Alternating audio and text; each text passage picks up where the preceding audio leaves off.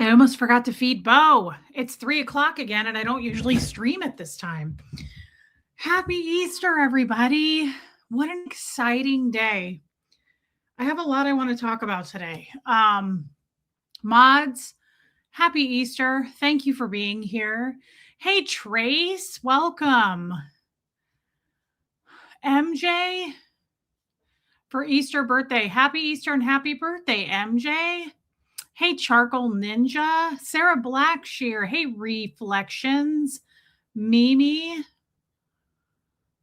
West Coast Fancy Nancy. Happy Easter to you, babe. Hey, Anna Banana. Donna Cooper. Lacey Silver. Puka Vista. Hey, babe. Hey, Diana H. Lacey. Guys, Lacey gifted 10. That's a lot. 10 memberships. Thank you, Lacey. That's so nice of you. Thank you, babe. That's really kind. Hey, Lady O. Kathy Burkhart. Squirrel Girl. Yeah, Lacey, I mean it. That was really kind. Catherine B, so cute today. Hey, Buffy, Kim Leaf, Chrissy Twig, Ghostwriter, Nancy Jane, I Rule. Hey, Alicia, Bohemian Luciferian Witch. Hey, babe. Hey, Heather Huckleberry, Joanne Hawley. Happy Easter. Hey, Ewa, Christine. I feel like I have lipstick on my teeth, but I don't. Hey, Linda, Natalie Swanson. Hey, Joel Sachs, you too.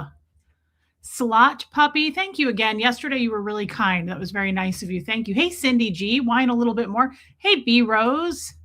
Thank you, Mimi. Hey, Bigsy. I feel like I haven't seen you in a while. Swedish Fish, Andrea, I was going to say, that's crazy to see you again. It's probably the timing. Did you get your lunches? I almost forgot. We were late because I forgot. And I wondered why you were following me around so closely. When we get close to 3 o'clock in the day, oops, sorry. Looks like I need to button that. When we get close to 3 o'clock in the afternoon, I hardly ever forget. But Bo will start like almost like a, you know, how dogs, what do you call it? They like herd. He's like herding me. He like kind of like, I was even like, what are you doing? Like he was kind of, and then I was like, oh, lunchies. He was doing that to me. Celine, welcome in. Armine, happy Easter to you and Rafi. Thank you again. You're welcome. It wasn't that special. I sent her a Gertie video. I agree, Christine. I really agree. Okay. Come on up here. Why don't you come sit up here? Thank you so much. It's perfect. Yeah. Swedish Fish. So, guys, I just want to take a minute to absorb. Hey, Kathy Hartmank, I want to absorb. Oh, I better turn this off. Today, you know, I was like, what do I want to title this? You know, like Happy Easter, Easter Sunday. I don't want to do anything. Hey, Sassy Savage, I haven't seen you for a minute. I didn't want to do anything cheesy or like something that wasn't something I would say. Like, I didn't want to go too crazy. But at the same time, I was like, today is really different for me than normal. And I feel it. Like, I feel the change. I feel how different today is. And yesterday, I have been high on it ever since yesterday. Yesterday was so, that stream was so good. I honestly was like, yeah, I'll bring Tommy on, but then it's going to be hard for me to do my thinking.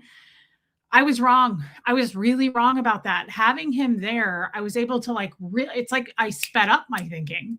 It was interesting. Usually, hey, Corvette, happy Easter. Usually, hey, Wanda, happy Easter. I feel like when I'm here by myself streaming with you guys, I'm able to like open up and think. No, when I was with him streaming yesterday, it was like my mind was going faster and faster. And I was like, it was like I was just discovering more. I don't know how to describe what I'm saying, but I haven't stopped thinking about it. I really, really enjoyed that. And then I've been today. Yeah, Robin, it really was. Yeah, B Rose, I believe, and I agree with that. I feel so different today, and I feel this is gonna sound strange. Hey, Stella. Stella, it was so good yesterday, babe. I feel strange saying this, but like, so I took my walk this morning. The Easter service that we got invited to with our friends was actually last night and it rained. So part of it got rained out. But I will tell you, Huxley had such a good time at that church. He really enjoyed it. And we went to dinner last night with our friends. And I haven't done something like that in a very long time. Just being invited with some people and just sitting down. And my friend was like, "What was your stream about?" She doesn't watch. It's my friend who she's the Christy, you guys know her. She's her daughter owns Southern Goods, and Ellie was there too. And hey, Holly. And she was like, "So, what was your stream about?" They don't watch my streams. And I just couldn't stop talking about it. And they're super Christian people. So, like, it was really fun to bounce off of them things. I was like really talking to them about stuff too. And anyway, it was just really interesting. Plus, it was an incredible place to eat. They said it's so good and they've been eating there forever. It was Thai food. Oh, wow. I finally found a spot that I really love. I'm going to get some carryouts every once in a while. The tofu rocked my world. Anyway, neither here nor there. So I just couldn't stop thinking about it last night going to bed. Like I was like putting so many things together from that stream and I couldn't stop thinking and just thinking and I woke up today and I took my walk with the dogs and you guys saw I posted a short from this morning. I don't know if you saw that angel door. It's very fitting for today. Hey, Joe Mama, at my parents' farm. It's a beautiful, big iron door. Yeah, Holly, I was on a high from that. Well, good Lord, girl. Did you want to say happy Easter? Of course she does. Punky loves the Lord. Punky says, "I really know the Lord quite well, and I feel incredibly close." She says, "The Lord is especially fond of me." We know that, Punky. We know that. The Lord really loves her. The Lord protects her. That's what I tell her all the time. Yeah, B Rose. So, yeah, Wes. Hey, Wes. It was a beautiful door. I love that door. Um, so I took my walk this morning and I couldn't help but feel a little mopey, like to the point where I was kind of emotional. I was kind of crying. And this is the first Easter I've ever felt and thought about why we have Easter, what it means. And so Tommy said to me the other day, there's something I was waiting on last week, and I can't tell you what it is. Hey, Jen Finberg, but I was waiting on something. I was waiting on a return call about something. And he was like, "Well, it's a religious week." And I was like, "Well, that doesn't have anything to do though with what I was referring to in this specific industry." And he was like, "Actually, yeah, slot puppy." He said, "Actually, babe, this week in particular means way more to most people than Christmas." And that really put things into perspective for me. I was like, "Really?" And he said, "Oh, yeah." And when he said that to me like Tuesday or Wednesday of last week, and so here we are Sunday, and I was like, "Man, I get it. I get why it feels," because I remember Christmas just a few months ago with you guys, and it felt different. It did. But this just whole, I get why they call it like Holy Week. I've been feeling all kinds of, hey, Barbara Waite, like feelings and emotions that um it's almost like I don't have a choice in them, if that makes sense. Hey, Sophia, like it's almost like the feelings are washing over me and I'm not even trying to feel them, if that makes sense. I just feel it and I feel a shift and I feel. Do you remember last night Tommy told you about others that rose from the dead in Cyprus where I used to live? There's a church where Lazarus came back from the dead. I've seen the tomb. No, okay, so no, because I don't that so that's Hey Chops World. The next stream I do, which I want to do another one of these with Tommy, I want to start naming the key players in the Bible. Like who are these people? Cyprus, I don't know who that is. And I've heard the name Lazarus, but I have no idea who he is. So I would like to start now kind of going down the list of who's who and like also groups like the pharaohs or the Pharisees or whatever they were. I'd like to know what those are. Yeah, Anne, for sure. So The point is, I'm taking my walk this morning and I was feeling sad. Like I was feeling again, hey, I rule. I'm going to set you over there now, but we want you to know that you're gorgeous and happy Easter. Happy Easter because I know that you're really close to the Lord too. Bunkies loves the Lord. Um, yeah, it's more than eggs and candy. Well, for me, it wasn't even that though, Trace. I was a Scientologist, so we didn't do that either. Lazarus is who rose from the dead. Cyprus is the island. Oh, that you're from. That's where he died. There's a church there on top of his tomb in his honor. Oh, wow, that's cool. Stella, that's really cool. Okay, that makes sense. Yeah, so in Scientology, it's not eggs and candy either, though. You have to understand, like, I haven't celebrated it really at all. Same with Christmas. It meant nothing to me. So the symbolism of today and just the events of today are very meaningful to me now. And I haven't even read the Bible, but I want to show you something. Tommy, and I was taking my walk and I was talking to him on my walk this morning, just texting him. And he went to church today and he sent me something and it like blew my mind and I couldn't stop crying and I'm going to cry now. I can't stop thinking about this. It makes me so sad. I've never seen this in my life. Love you, Helena. Go back to sleep, poo-poo. I've never seen this. I can't remember what he said it's called, but he sends me this and I said, what is that? I couldn't put it together. I didn't understand what it was. At first I was like, this sounds terrible, but I thought that was Jeffrey Epstein. The picture of it, I was like, what? Who made that? That's weird. And then I felt guilty because once he explained what it was, I was like, oh, it just, the face looked like it to me. He sent me this. Has anybody ever seen this?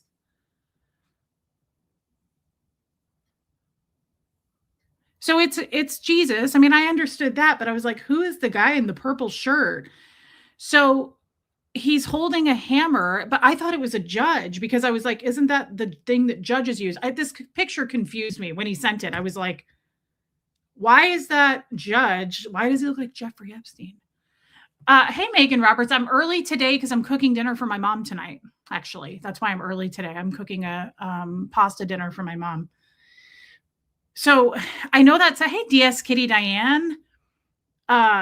This confused me. He sent this with no words. And I was like, what is that? And who is that guy?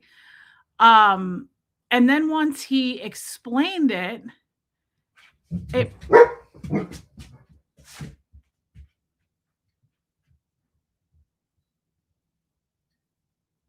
okay, I'm just making sure I don't like it when he does that because Bo never barks unless he actually hears something. Once he explained, has anybody ever seen this picture? Like, first of all, are you just seeing this for the first time like I am, or it's called something? It's like a famous photo and I can't think of what it's called. Not photo, painting. Do you guys know? Because I feel like I don't know. I'm crickets here. Do we know what I'm talking about?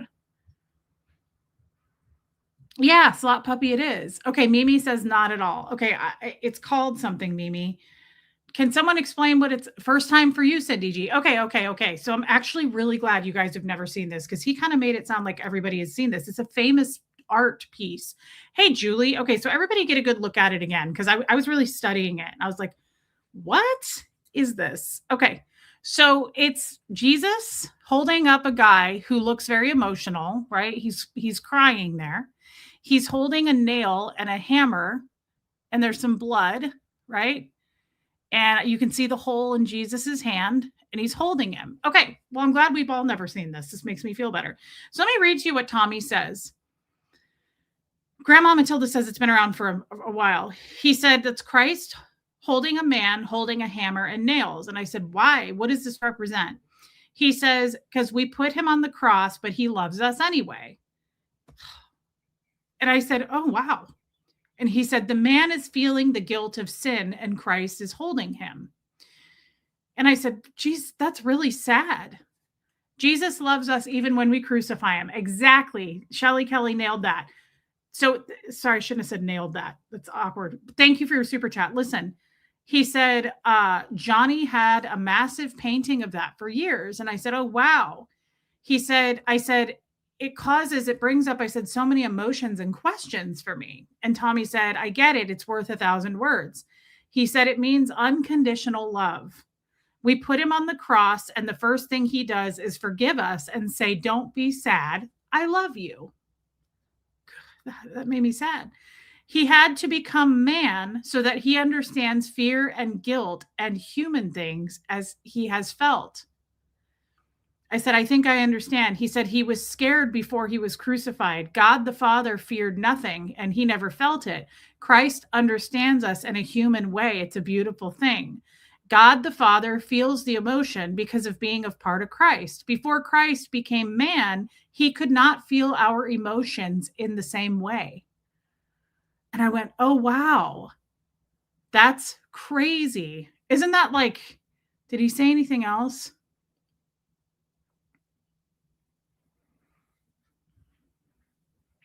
I don't think he said anything else because then I talked to him on the phone and we talked about it and then okay, that was it. So does that, hey Sweeney Todd, I haven't seen you in a long time. Does that make sense what I just said?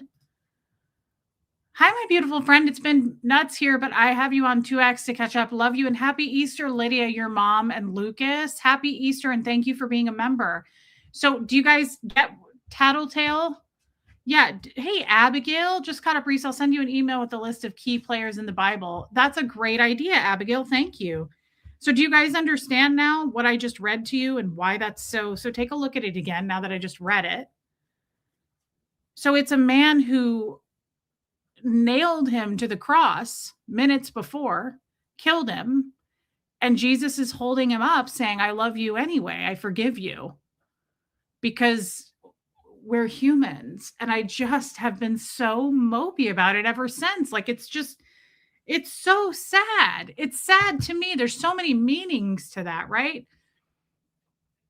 Yeah, Lady O. It's hey Megan Roberts again. Oh, I love you, Megan.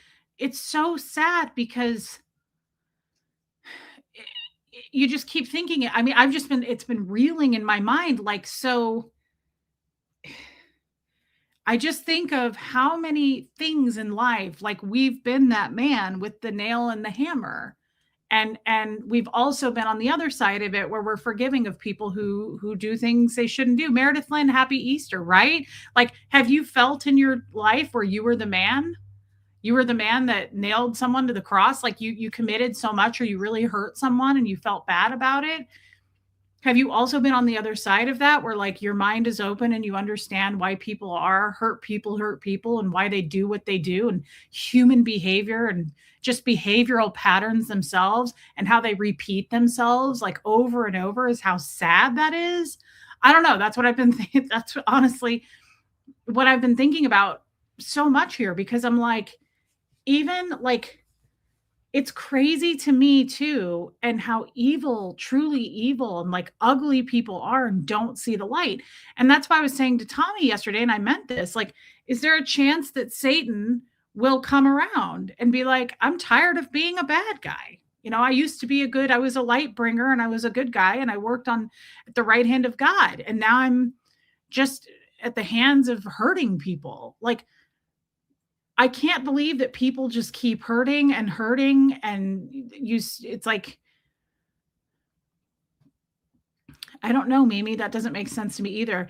But Reese, that could be any one of us. He died on the cross for each of our sins. My sins washed in his blood. He died for me and for you. He knew and accepted the cross because he loves you. I know. Hey, little redneck and Cindy, but that's almost so overwhelming um to me because it's just so depressing. And then it's like some of us don't learn from that. Like I spent 41 years not even knowing who Jesus was. As far as I mean, I'd heard of him. I knew, you know, I'd seen stuff in movies, but like I didn't have a second thought about Jesus. Didn't even cross my mind, right? Like not none of this meant anything to me. To be loved that much is depressing. I think it's depressing that people don't accept that gift like me. I didn't accept that gift. I think it's depressing. Hey, Erica, to reject that gift or worse than reject that gift, but like mock that gift, um, walk right past that gift, not be grateful for the gift. mock today, like even our most evil haters. I mean, I know they're being paid, right? Hey, little redneck, so it makes sense, but like even our haters made hate today and mocked God and mocked today.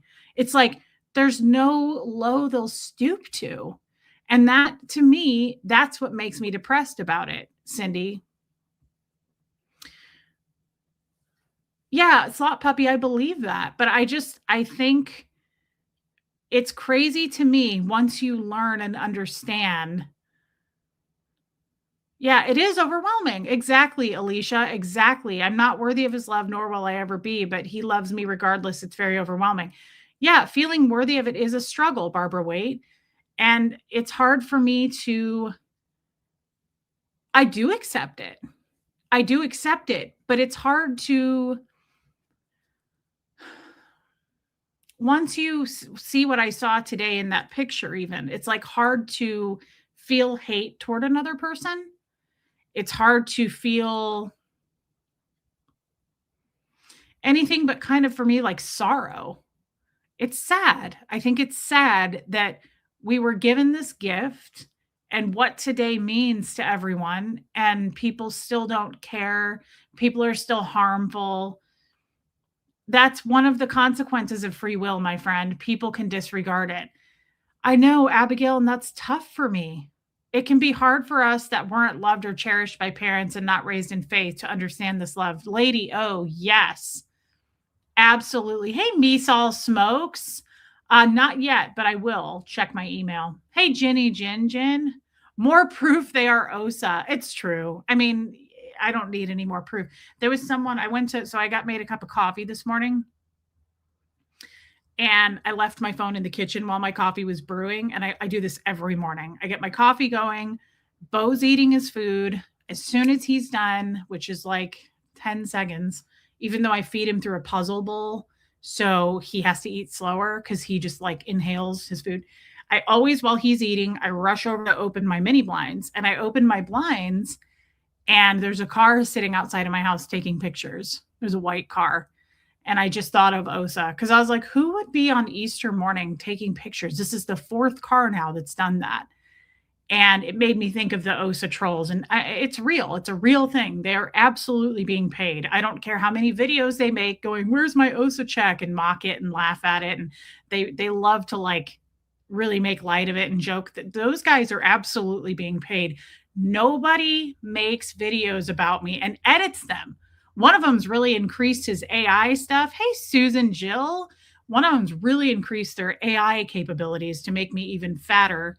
And no one edits videos, makes all of that, wastes all that time for years doing that for nothing, for someone they've never met. It's not like we had some family mess years ago. I don't know these people. So you better believe they're being paid by Scientology. Nobody wastes time like that for years. Most people would have tired out and moved on by now. Why would you keep doing that? Wouldn't you even say eventually after a year or so and go, this is getting boring. I don't even know this person. I'm going to quit now. No, they're being paid. I wish they would leave you alone. Will it ever end? No, of course it won't end. No, but it doesn't matter. We know who they are. It's not like it's a mystery, right? I mean, we know who they are. We know what they're doing and we know their agenda.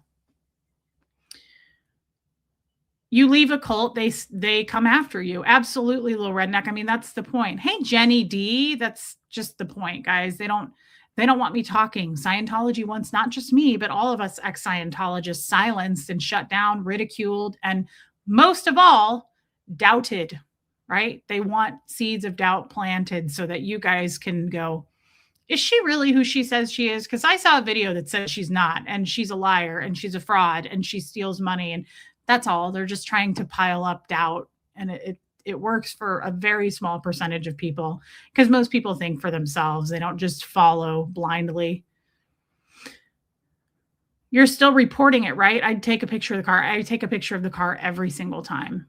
Yeah. But it's more like, so the problem with the we're not being paid is starting to fall short even more because as the years roll on of these people doing this, it's even more suspicious, right? It's like, why would you waste time doing this? You don't know these people. You don't know this woman. You don't know her child. Why are you calling her kid's school? right? Why are you calling CPS? Why are you making all these edited videos? It's more clear. It's like becoming more obvious to me. If you don't see it, you don't have to, but I see it. It's the most easy equation in the world. Hey, Susan Jill, it's good to see you, babe. And thank you for the super sticker. That's really nice of you. Thank you, Susan. Happy Easter. Everybody hydrate.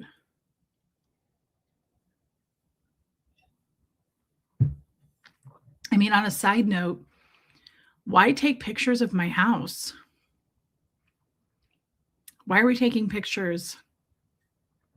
To intimidate me? Like, is that they did this when I lived in Kansas City. They sat in front of my house with cameras taking pictures and filming. They followed Jeff and I some places, but it's like none of those tactics worked for me. I was not intimidated at all, and I'm not now.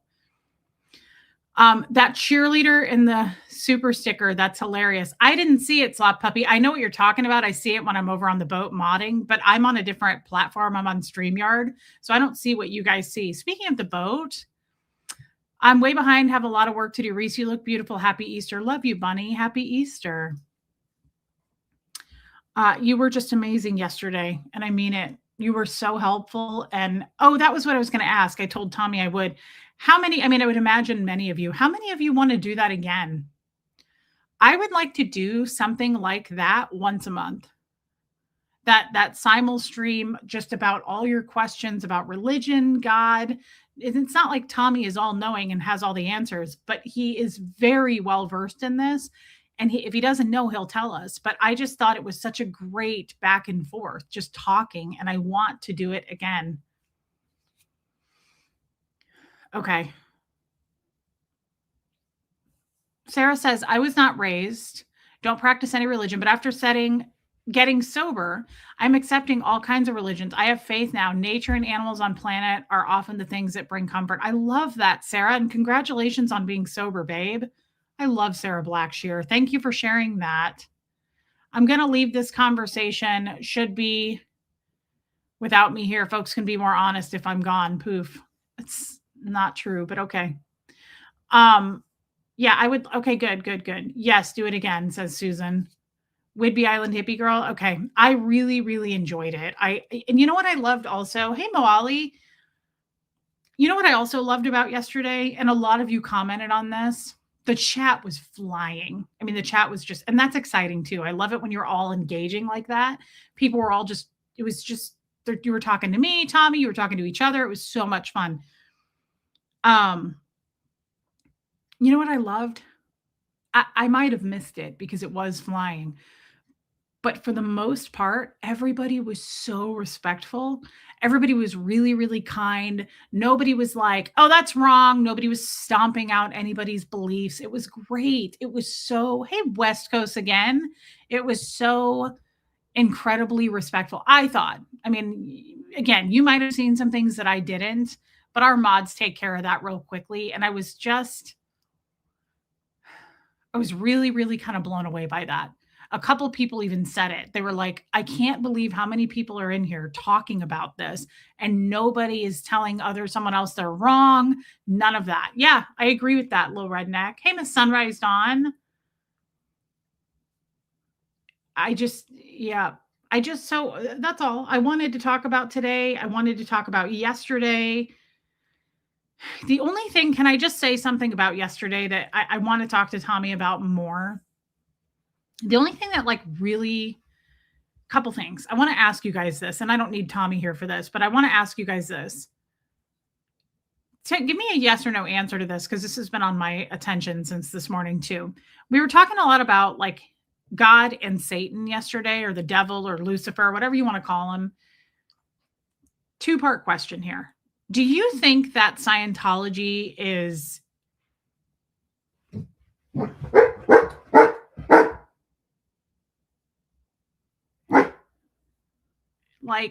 I don't want to say, hey, baby steps, stepping in to say blessed Easter. I hate feeling a bit out of the loop. We are blessed for the sacrifice made for each of us. So happy you are seeing and understanding so much more now. I am so sorry I missed yesterday. That's okay. I know that you're enjoying your time. Baby steps, we're not going anywhere. We're here for the long haul. So it's totally okay. And I love you. Thank you for being a member and enjoy your time. Do you think that Scientology slot puppy is okay? Shelley says from the pit of hell. Do you think it's influenced by Satan? Do you think it's, I was gonna say, like, satanized? I don't think that's a word. Do you think that it's takes on the colors of I mean, it's dark. I know this. I'm not confused by that, but like I'm confused by like what is influenced specifically by Satan. So if I had to say yes or no to that, I would say yes. Thank you, I rule. I will tell Huxley happy Easter. I would say yes. It's the people who are rotten. Megan says yes. It's Joanne says yes. Abigail, yes. So I know that you might be looking at me going, what kind of a dumb question is that? LRH hung out with a Satanist. That's true. I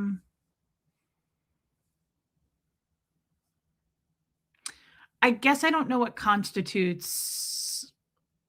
Okay, so that actually helps a lot. Anything that takes us away from God. Isn't there a part in the Bible where God says, like, only worship me, or like there's only one God, or something like that? If Scientology is satanic, it's because LRH was influenced by Satan. Personally, I think it's a gigantic con. But wouldn't a gigantic con, it's not, to me, it's not a gigantic con. That's too minimal for me. I hear a car that's loud. To me, Scientology is not just a con, right? A con is just like a big, yeah, it's a big operation, but it's so evil. It's so hurtful. It's destroyed generations of families. I think I just answered my own question. Um, all evil is influenced by Satan. That's a good answer too. That kind of just easily wraps that up for me. Baby steps. All evil is generated and influenced by Satan. I believe that. Thank you for your super chat. Sassy, Reese missed. You started a new job for Monday and going at 4 a.m. Try to catch you when you feel awake. Feel like proud mom watching your growth as day oneer. I love you too, Sassy, and I've missed you. I'm glad that you're around and you're okay. Congratulations on your job, babe, and thank you for the super chat. Not a dumb question. Anytime I heard things about Scientology, I felt the cult-like mentality. Hey, Mama Bear. Satan is overused to avoid acknowledging that some people are just evil actors, and we're uncomfortable with people just being evil without outside influences. Okay. Hey, Nicola. But, so Sophia, that's a good thing to say. But if a person is evil, hey, Sheppy Cat, thank you. If a person is evil, are they influenced by Satan? Or are they just being evil all on their own? That's what I was trying to ask yesterday. If God got rid of Satan, if Satan was totally banished, vanished, whatever, would we still have evil? Would people still be evil? Would people still commit murder? I would say yes, but I don't know the answer to that.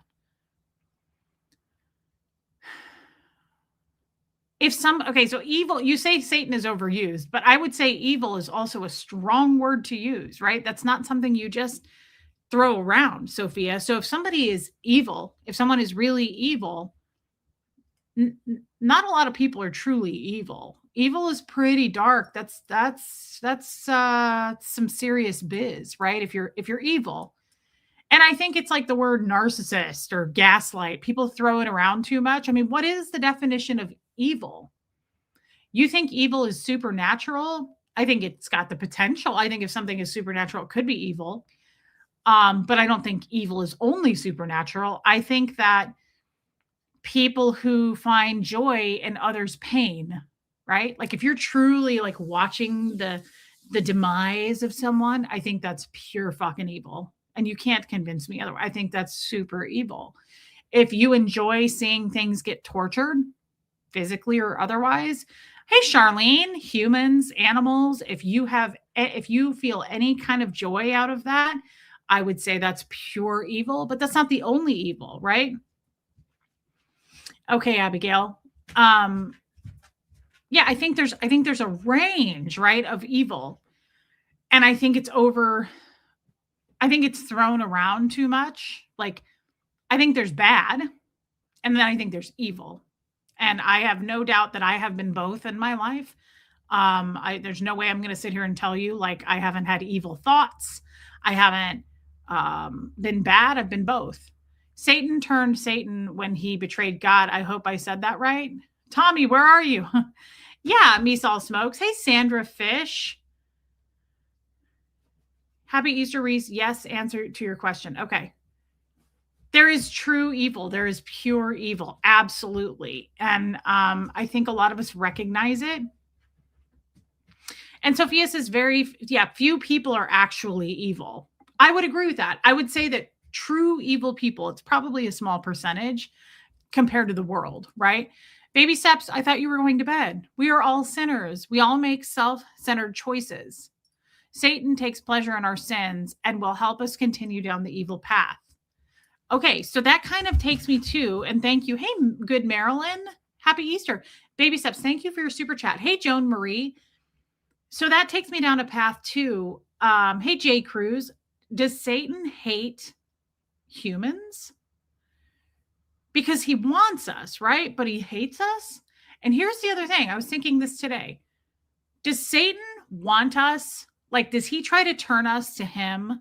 Because I thought about this, and this may sound bizarre and crazy what I'm about to say, but it was a concept that popped into my head. I think Satan gets jealous of God. This is just my own crazy thought. And I think that he sees that there is a kingdom, a heaven, right? And I think he wants to build his own kingdom. That's the opposite of heaven, but he wants as many people in his kingdom. But he hates humans, which that part doesn't make sense to me other than you've thank you, Susan Jill. Like he's like a jealous, he's like Marilyn. If you look at it that he's like a hater, he's like a pick me kind of person, right? Like that's how I see that. Like I can't be alone. I need a whole army of people that worship me and flock to me, even though I don't even like them. Like I don't support the people who flock to me. I don't support, right? Do you see what I'm saying? Like he wants us, but he doesn't really want us because it's not like once he gets us, he's like, thank you for coming over. Here's a treat and I love you. Right? He just does it because he's like a jealous, pick me kind of person. I'm being serious, by the way. Like, that's how I see it. But here's my weirded out thoughts on this.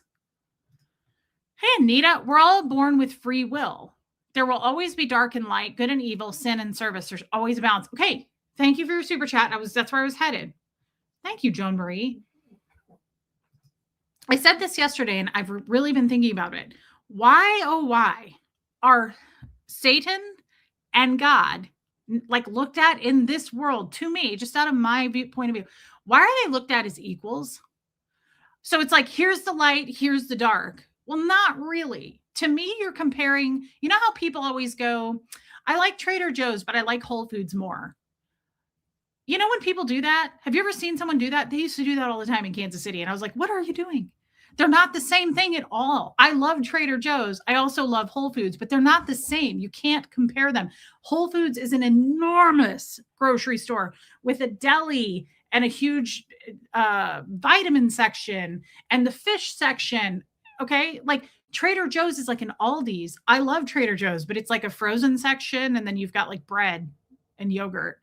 It's not the same thing. So why do people do this? Like we have the light and we have the dark. We have the good and the bad. I'm sorry. God is probably laughing at that because God is like huge power, right? And Satan is like that's how I feel about our haters. People are like, did you see your hater guy said this? I'm like, off into the forever he goes. He doesn't have power over me. It's the opposite. I have power over him. Hey, Kevin, do you know how much power I have over my haters? It's sad. It's depressing how much power I have over them. My child can say, clip it, haters. And within 10 minutes, remember when Huxley did that when I knocked the thing over? Huxley goes, clip it, haters. Within 10 minutes, all of our haters made videos of Huxley and they put horns on his head and they made his face green and they were making fun of him and laughing at him. Do you know how much power we have over them? They reacted within seconds just to a 16-year-old going, clip it, haters. You don't have anything better to do. He didn't cuss. He didn't call them assholes. He didn't say anything. He just said, clip it, haters. You don't have anything better to do. This is a great example. We have so much power over them. They reacted within seconds. They glommed onto that within seconds. That's how I see that. right? It's like, oh, wow, the big bad 16-year-old hurt your feelers, right? Hey, Karen. I told Huxley just a smidgen about it. I didn't want him to see it. I said, Huxley, you have so much power over these people. And he even said that. He goes, they got their feelers hurt. I said, they did. You've got a lot of power. And it's jealousy. So to me, it's kind of Huxley would have gotten a laugh out of that, I imagine. Yeah, he affected them, but he didn't just affect them, he affected them within seconds. These people reacted immediately. That's kind of depressing. That's sad that just a little bit by a 16-year-old, right, is going to get to you. I unsubscribed from the Mean Girls. I've gone on to see what they said, but thought, why would I want to see horrible things? Well, that's totally your choice, Jeannie Hansen. You didn't have to do that. But I think it's best for your mental wellness.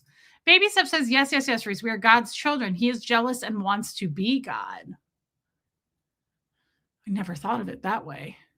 Baby Steps also said they are not equal. Satan likes to be equated with God. He wants to be equal. He is not and never will be. Yeah, okay. So thank you for your super chats, Baby Steps. And here's the thing. That's what I'm getting at.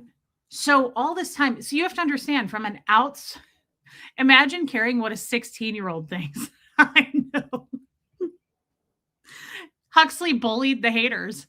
Huxley bullied, he's hunting the hunters. Huxley literally laughed at him and went, clip it, haters. You don't have anything better to do. And they were like running to YouTube to make videos. I'm telling you, this is on a much smaller scale. These are like crazy, insane, jealous people who want to have power and they have none, right? Hey, other good Maryland, they're dog poop on the sole of your shoe. They are. I know, Megan Roberts, I thought the same thing. And when I told Huxley, he goes, oh, they got their feelings hurt. I said, they sure did. It shows how much power you have. Satan is a fallen angel. Yeah, let's pick on a 16-year-old kid, by the way. Let's do exactly, they're always, the haters' big thing is like, he's gonna go to school and be bullied because of her channel. Oh, but then we make him green and put horns on his head and we take a 16-year-old and make fun of him. But you're worried about people bullying Huxley because of my channel. But you put Huxley's face on your channel with his name. Yeah, no, I think I get it. He's a fallen angel. He and the demons have limited ability. They can only do what is permitted by God. Satan had to get permission to try to get Job to curse God. Job. That was what Tommy was talking about yesterday. Okay. Reese, look at it like this. God is the author of the story. Satan is just a rebellious character that exists within the story. Exactly. But you have to look at it this way. Now I get that, Stella. I really get it. But I didn't get it before because I didn't understand any of this and none of it made sense to me. I always thought God and Satan were like equals, right? I always thought they were equals because let's face it, guys, it's not just me. It's not just an ex-Scientologist. Society kind of puts it that way, right? Like Disney movies, characters, like you've got the devil and you've got God. It's like this intertwining yin and yang, right? It's really not. It's exactly what Stella just said, right? He's a rebellious character that wants to look like an equal, but he's not. He's just like our haters. They're dying for attention. They want me to name them. They love this, right? Not to mention the paycheck they're getting from Scientology. It's win-win. But they're never going to amount to anything, especially if you let a 16-year-old get to you, right? I do have to go now. Okay. Love you too. Good night. I would love to talk more about this. I would too, Baby Steps. Thank you for your super chat. And good night, babe. Love you. Thank you for all the super chats. Love you too, Jeannie Hansen.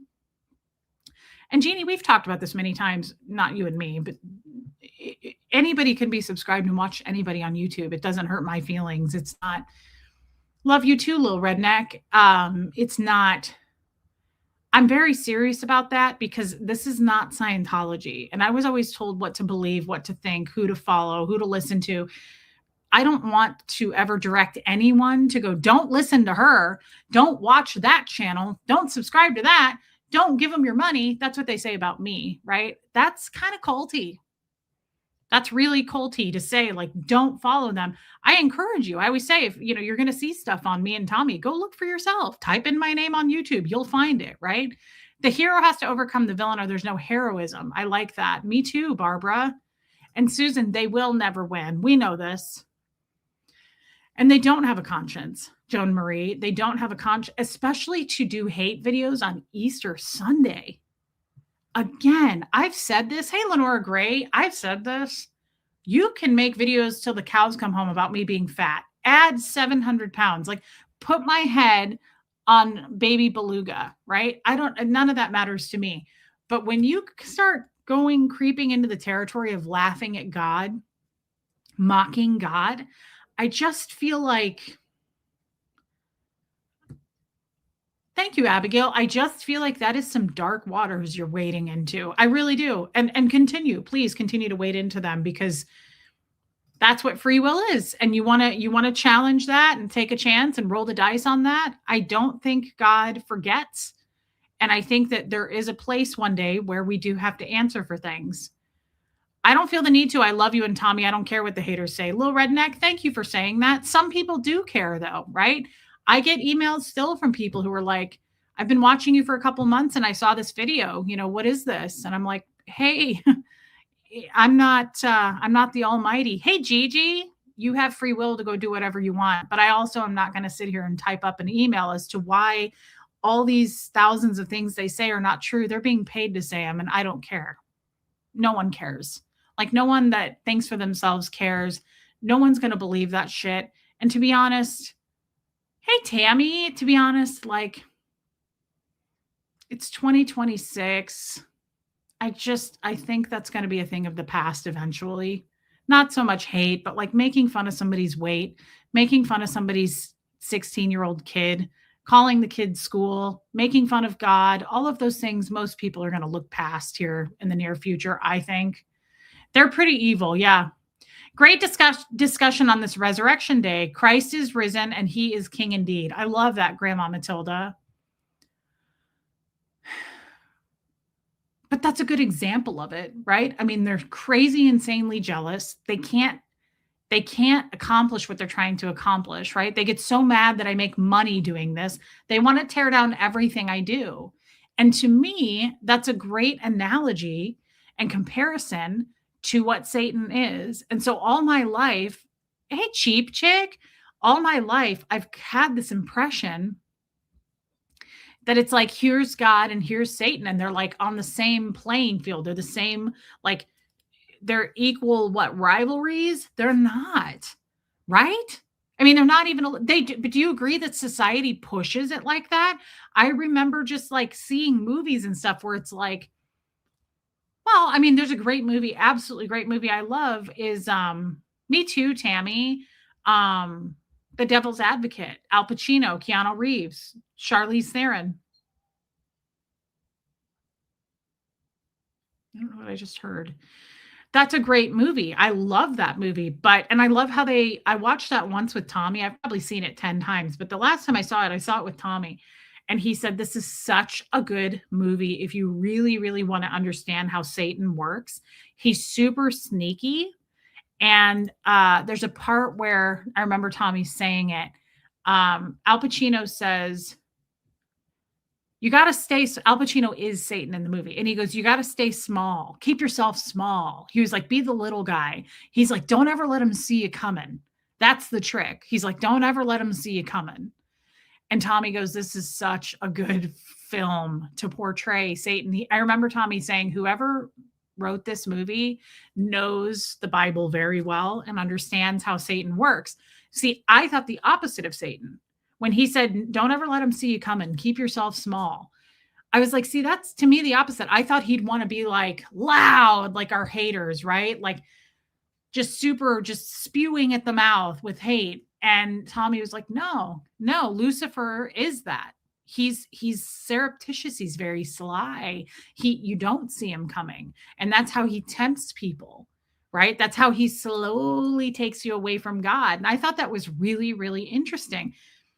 And it makes more sense to me now, being that we all agree Scientology is Satan influenced, right? It would have to be. It's a great movie, Mimi. I do believe that when a person turns to God, like I did, I would guess, especially coming from Scientology, he loves people in Scientology, I'm sure. I bet he loves the jesters. I bet he loves people who are into that. Yes, Charlene, I am. Thank you for saying that. I bet Satan was very angry and is very angry that I love God as much as I do. You could not torture me mentally, physically into believing otherwise. You could never get me to go to doubt God and get me to leave my thoughts about God. I just know I feel very strong in my belief in God and Jesus. I agree. Love The Devil's Advocate. Thank you again, Susan Jill. That was really sweet, babe. It's a great movie. It is such a good movie. I really kind of want to watch it again just because I think in a new time period where I understand more, it would help me. But I mean, the acting alone in that movie is fantastic. Thank you for your super chat, babe. Hey, Millie.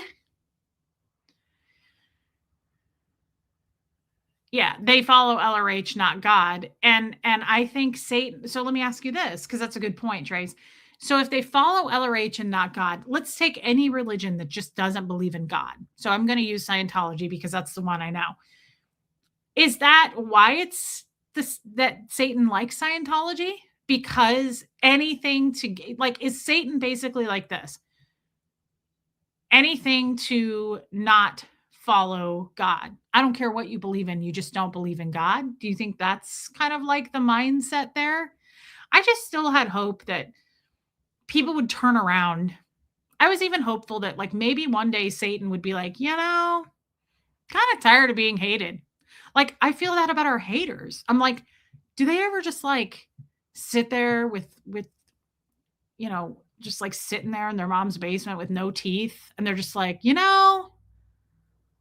know I get paid to do this, but like maybe I could make some friends and be a better person and like help society.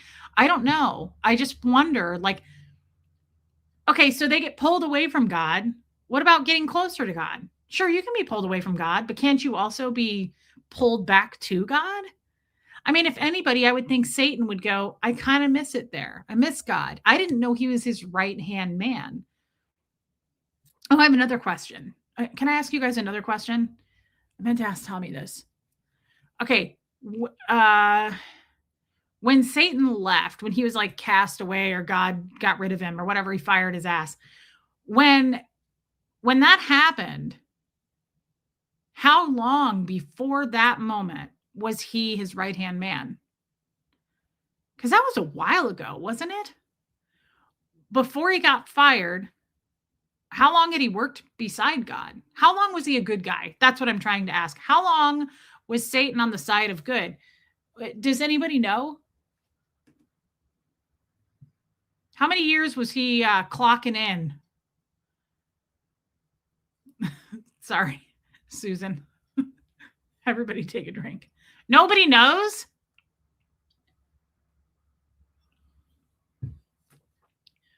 Abigail, come on. Where's Liz Tricks when you need her? Baby Steps went to bed. What if he just didn't have enough time? What if he was only working for God for 6 months? Like, I wonder how long they knew each other. That's not in the Bible? Yeah, Sophia says forever before that, but how long was forever? I mean, my clock says 76 trillion years, but that's what LRH told me. Since he was created, so his whole life, but how long is that? Like, how long before Adam and Eve were here were we even here? Like, how long was this going on?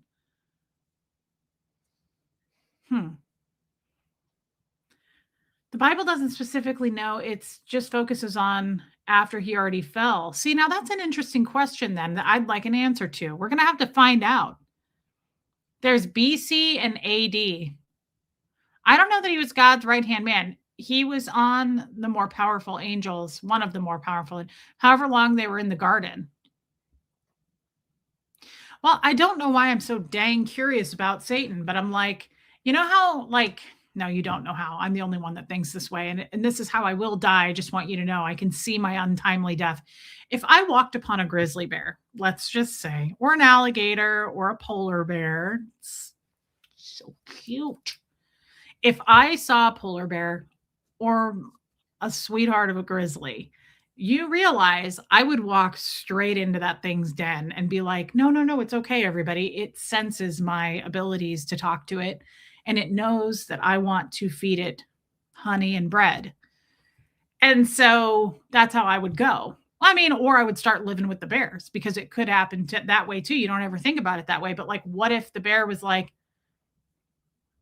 I get it. Like, here's my thing. When I was a small child, I was raised by animals, George Carlin and animals. And I always thought if I could have any kind of a superpower ever, it would be to talk to animals. That's always been my thing. I'm like, I want to be able to talk to the animals. So when I do have my funeral and I got my head just chopped right off by the jaws of the crocodile or the hippo, let's just say if I'm over in Africa, just know that's how I wanted to go.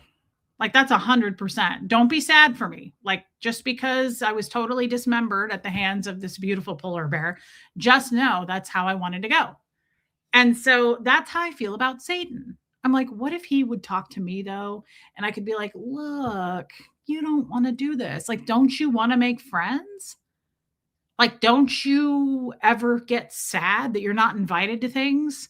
Don't you feel like depressed when Christmas comes around and you're just like working on, working over the coals?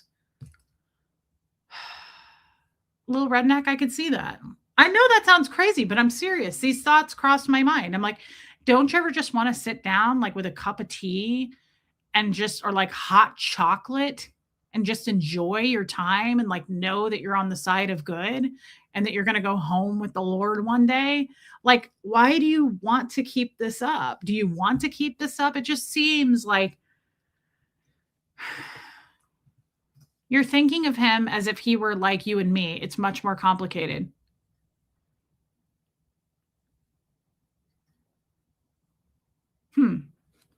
Wonder if that's true. So he's not like you and me? Satan is not like us, so he thinks different? What do you mean he's not like us? I mean, doesn't he have a mind? He has friends, anyone who's against God. Right, that's what I mean, though, Abigail. Those aren't real friends. It's like our haters. They're not friends with each other. Do you think Marilyn is pals with these Nazis for real? No, she just is online. Like, they would say, when the chips are down, they'll eat each other. I promise you. It's a story as old as time, people. They aren't friends, right? So I just wonder, like, do you ever want like a real friend? Do you ever just want to sit down in like your robe and like Zoom with someone?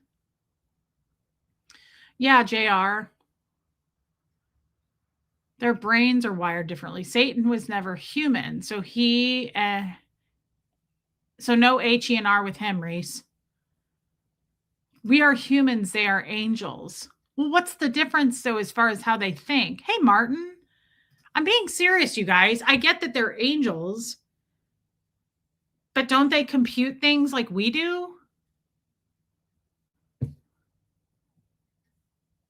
Cindy G.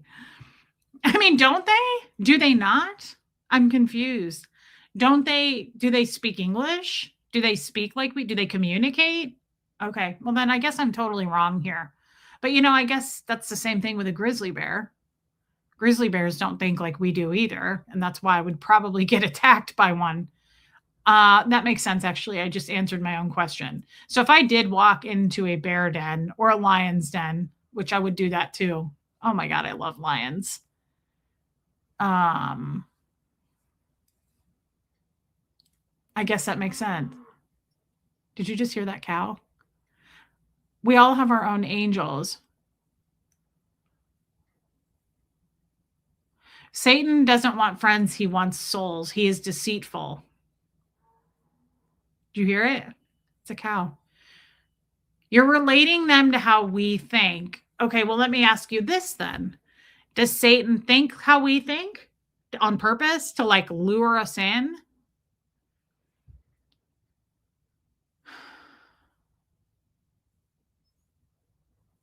He doesn't want friends, he wants souls.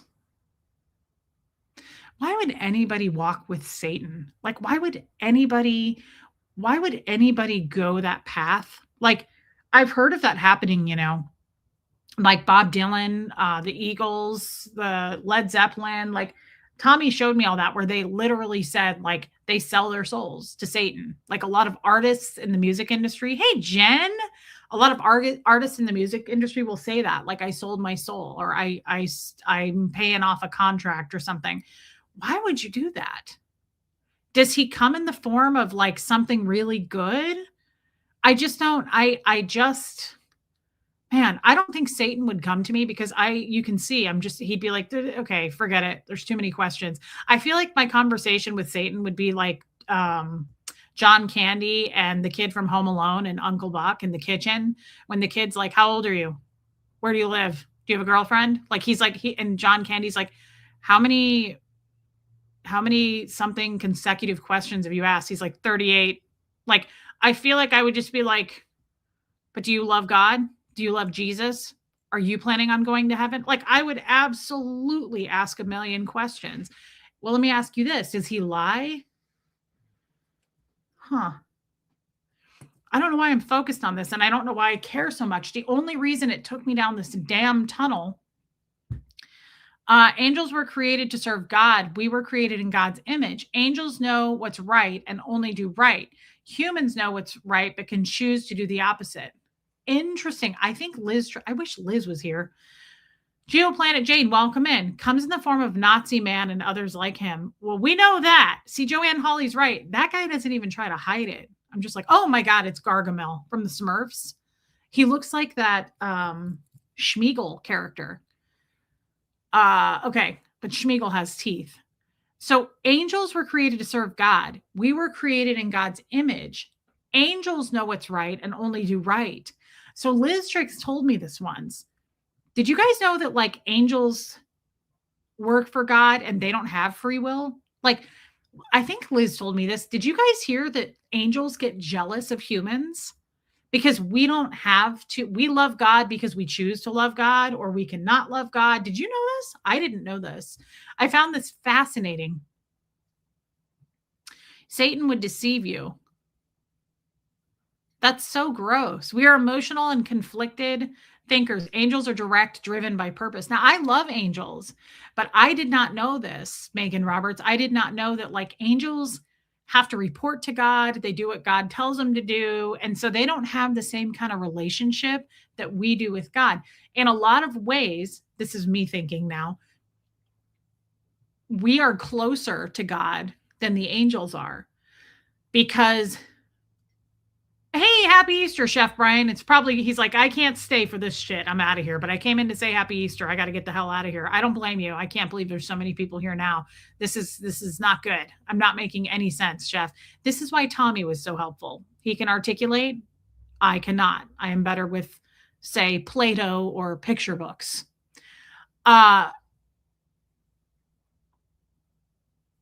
They take time off.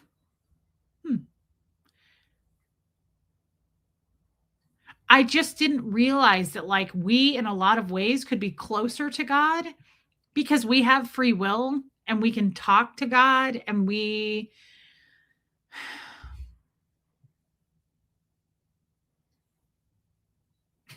Thank you, Brian. It is a very meaningful Easter to me, and I'm speaking my mind and I probably shouldn't.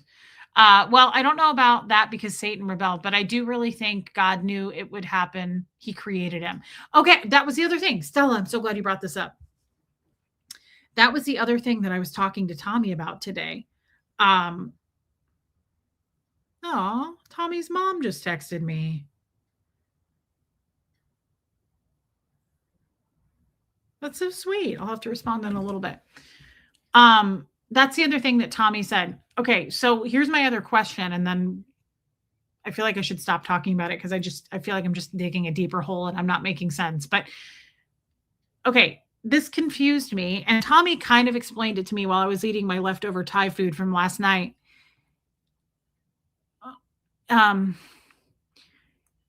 say, God knew God knows what. So Tommy has told me this for a long time. Like, God knows we're having this conversation right now. God knew that yesterday was going to happen way before it happened. So God is all knowing, right? He knows everything that's going to happen before it happens. Is that, I have a weird question here. Is that because he's making that way, or because he's just all knowing and we're choosing to do it? Do you see what I'm saying? It was last night, Julie. The service was last night. So, like, let me say this. So God knew Satan was going to betray him. Hey, Wisconsin Barb. Hey, the Joseph Czar. God knew Satan was going to betray him. Does that mean that he made that happen? Or does that mean that, hey, SoCal Joy, that he knew, but Satan did it all on his own? So, like, do you see what I'm saying? Do you see how that's kind of like a little bit confusing, Mimi? Okay, I love this HBH that answered it easier for me. He's all knowing and is aware of what choices will be made. But he didn't have anything to do with the choice, is what I'm saying. Is that true? So he didn't have anything to do with the choice, but he knew you were going to make that choice. So I guess what I'm saying is, okay, thanks, Cindy. Thank you, Jen H. Think of it like when a teacher can know a student will fail, but the student chooses not. Oh, yeah. Oh, yeah. That just made me think of something. So Tommy said this morning, he goes, look at it like this, babe. You make a full batch of cookies and you set them on the stove and they're cooling, and you say to Huxley, you can't eat those. But you know it's kind of in his nature and he's probably going to do it. Like, a child's probably going to go grab a cookie. He said that's how God is. He sets the stage, right? But we get to choose what we want. Okay. Thank you, Trace. So God doesn't have anything to do. Okay, but here's the question I have. So Anita says because of free will, but I didn't think angels had free will. Do they have free will? Because Satan's an angel. I thought they worked for God. You just said earlier that angels have to do what's right. So how did Satan abandon that and turn on him? You see? That confuses me. Here's another to add to that. Angels shouldn't have any evil in them. Angels should not be evil. I would not think. I would think that God, hey, Sarah Kramer, I would think that God created the angels to be all holy and good, right? They shouldn't even have like evil ways to compute things in their minds. So do angels have free will? They shouldn't. And I know that sounds terrible, but why would they? Why would you create angels to be up there with you, to work with you, to have free will to leave? This isn't a corporate job. It's not like they're going to go, we don't want to work here anymore, right? That is why God was so mad at Satan. He forgives us. He doesn't forgive Lucifer. Really? Is that true? He doesn't forgive Lucifer? Hey, Noelle. Happy Easter, babe. They do work for God. We don't know everything about angels. He doesn't want to make us love him. Right. And there were fallen angels, so they must have free will. Angels do not have free will. So when they don't follow God's instructions, that's when they fall.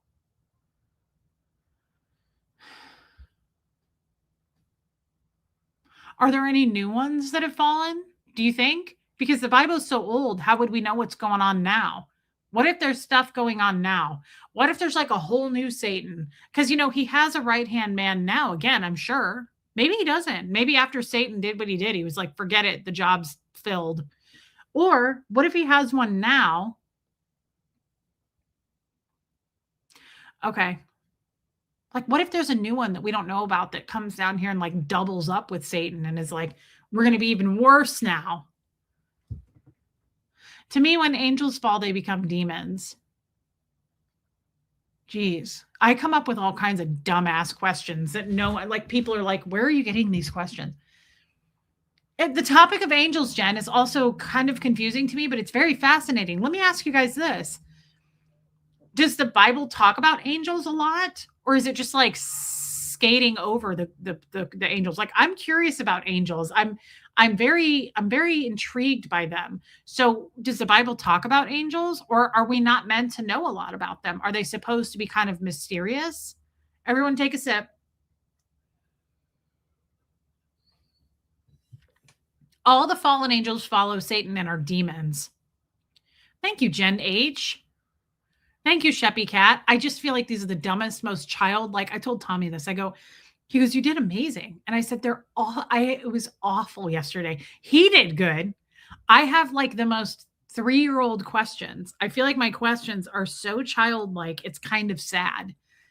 I have this like childlike wonder, and I feel like a child when I'm talking about this. I'm like, whoa, what about this? Like, I had no idea. And so then once I start thinking, you know me, my mind is at marble and it's like swirling and I'm looking at everything. And then finally I go, thunk, oh my God, I got it. Holly is sick. I'm so sorry. I'll be as simple as I can on this. For you guys, please read multiple comments because I can't. Okay. Really pretty picture though, Holly. The book of Revelation predicts the next big figure to rival Satan will be the Antichrist, and he'll come before the end when Christ returns. I don't understand what an Antichrist is. The Bible doesn't talk at length about angels. Thank you, Stella. I'm looking for Holly, different Holly. But let's read this Holly. But God gives us the amount of information in the Bible that we need to follow for him. Tommy was here yesterday, Nicola, for a couple hours. The son of Lucifer is the Antichrist? What? How come nobody said that? Lucifer has a child too? Lucifer has a kid? Does he have more than one kid? Holy shit. I didn't even think about this. Because yesterday I was like, does God have a mom or a sister or a cousin? Does Lucifer have a family? The son of Lucifer? Did everybody else know this? Did you guys know he had a kid? No way. Does he have a wife? Picture God's will per John as an umbrella. God's will happen. However, free will is under that umbrella. We are free to choose anything under the umbrella of God's sovereign will. Okay. I mean, it's cloudy, but I think I got it. Damien? I think this is where people have different answers because there are different denominations of Christianity. Which means nobody is bigger than God. If they were, then God would not be God, right? Well, I do understand that. That makes a lot of sense. I thought Lucifer was the Antichrist. We've established that Satan isn't on the same level as God. The Antichrist is.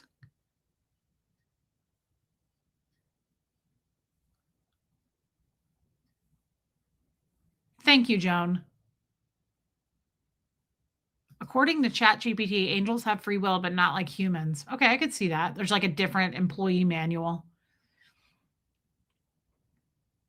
Good Lord. That hadn't even occurred to me. We got to do one of these with Tommy again. So here's how fallen angels happen and human fails happen. We are free to choose, however, not outside the boundary of God's sovereignty. I don't know what that word means, to be honest. Actually, Reese, childlike questions are what we all should ask about any important topic. Most of us here have been brought up with certain beliefs without questioning. Oh, good point. It's a blessing to feel confident enough to ask. Armine, that's such a validating thing to say. Thank you, my love. What an angel. I love her. Thank you, Armine. Thank you for being a member. Nephilim are when angels mate with children. Yeah, that's a whole other thing. I've been watching reels on Nephilims. What the hell? Are Nephilims in the Bible? There's so many key players here. I have a hard to with the Bible because it has been written and rewritten time and time again to fit the narrative control of the masses. If that's true, I mean, I don't know if that's true. I haven't read it. I don't know if it's, I'm sure it's been rewritten, but is it to control people? That I don't know. I've never heard that information about the Antichrist. That must be from a denomination. Okay. So are you saying that there are some people, that believe that Satan had a kid? Satan had a kid. Did anybody see that coming? Look at European governments to understand sovereignty. In the UK, for example, the people can say what they think, but the crown dictates. Same with God and sovereignty. Okay. Sorry about that. I rule. Not a kid. So he didn't have a kid. They were bringing an antichrist, and if you don't get to Mark, you would not be able to sell or buy food. Hey, Lottie, happy Easter.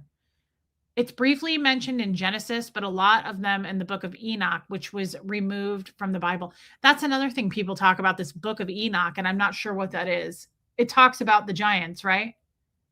Reese, I still battle with the Antichrist concept. I don't understand the definition of the word Antichrist. Yeah, Mimi said it too. I don't know. Well, Geoplanet Jane says so people have all kinds of beliefs, but where are these beliefs coming from? Are people just making this shit up as they go? I don't believe Satan had a kid. Also, some consider rewritten as translations. No, it's from a film, not a religious thing. Never heard of that. He's not human. Angels falling from heaven was a one-time thing that God tells about in scripture. When a Satan fell, 1/3 of the angelic beings fell with him. He/Satan did not have a kid. He will possess a person. Okay. Okay. Hey, Lachlan.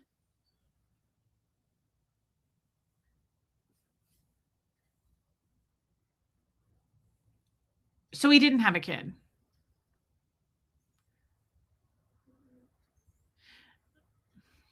Yeah, and we'll have to get into that sometime. I've heard the word, I've heard the term antichrist, but I don't understand it. I don't understand what it means. Revelations talk about the anti. So let me ask you guys this, because I don't know. I think I need to read a children's Bible. Even just talking about it, I'm getting overwhelmed big time, and some of you are too. Did you guys, when you read a lot of it, how many of you read the Bible? Let me just first do that. Put a one in the chat if you actually read the Bible. Not I read 10 sentences, not I read half of it.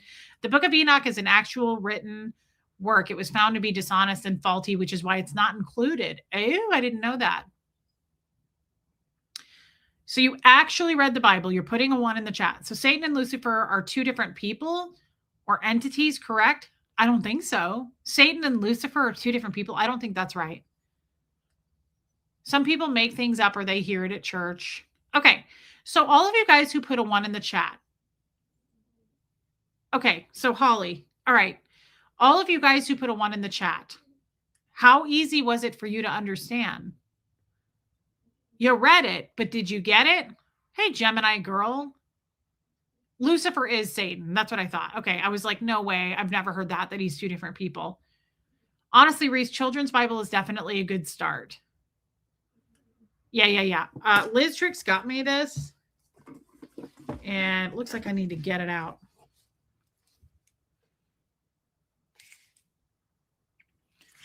That's a thick one. That's like Dianetics. Okay. Danique Math. Okay. You did not. I should read this thing. So how many of you actually understand it? And I mean understand it. Like you could sit down and okay, yeah, Corvette.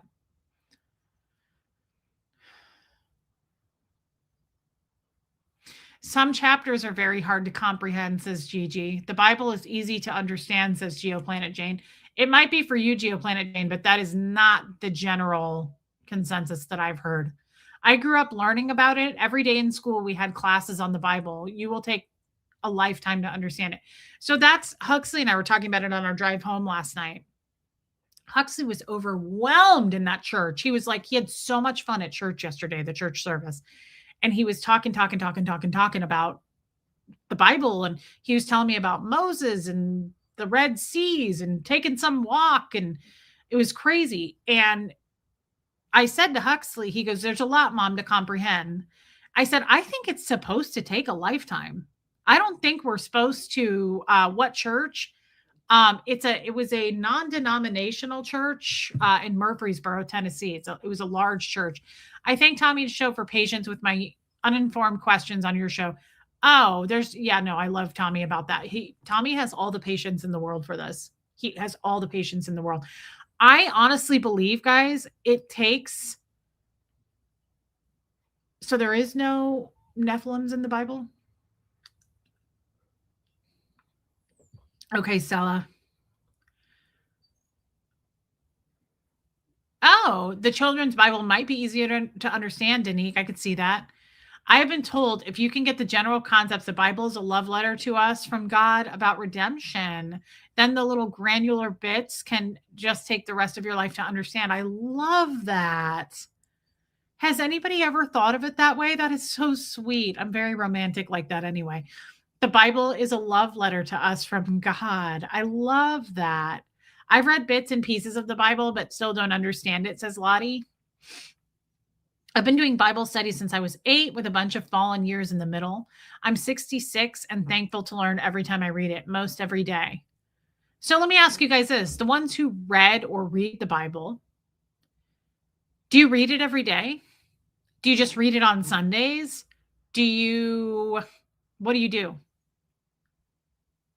I feel like I need to blow my nose. I'll just use this one with my lipstick all over it. Hold on.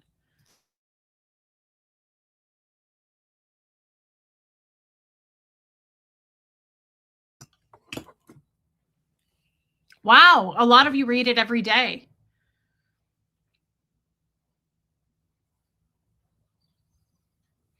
But God wants us to read the Bible so we won't be deceived. Yes, read a chapter every day and ask the Holy Spirit to help understand. The Bible is many different books compiled together. I read it when I read it when I need it most. Your BFF has read it 3 times. I do the Bible app each morning to set my intention. Interesting. Maybe I should try that. God did not write the Bible, man did. Yeah, no, I didn't think that God wrote it. I barely read the Bible as a whole, but I like to go over certain passages daily. Huh. Yeah, where do you start, Cindy? No, but I want to get back in the habit of it. Not for a long time, says Stella. I use a devotional during the week and supplement the Bible with it. What is a devotional? I do not read it every day when I have questions or some things happen. I should try the Bible app. What is the Bible app? Is it just called that? The Bible app?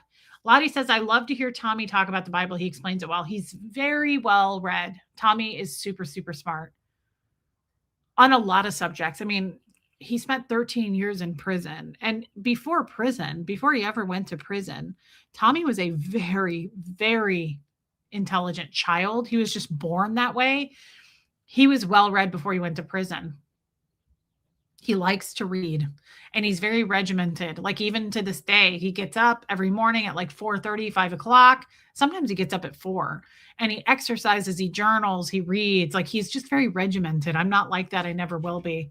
There's not a right or wrong way to pick it up and let it guide you. I've read through at least 25 times, rarely doing it from the start to finish, but choosing which book was next. How do you read it and understand it with like, do you read the Bible in our English terms of how we speak now? Or do people read the old school Bible that has like, I've cracked open a Bible before and I'm like, how do you read this? It's kind of like it's English, but it's like old, hard to understand English. The Bible app is called You Something, My Church. Seamus, don't do it. Sets up an event every week with the outline of the sermon. Okay.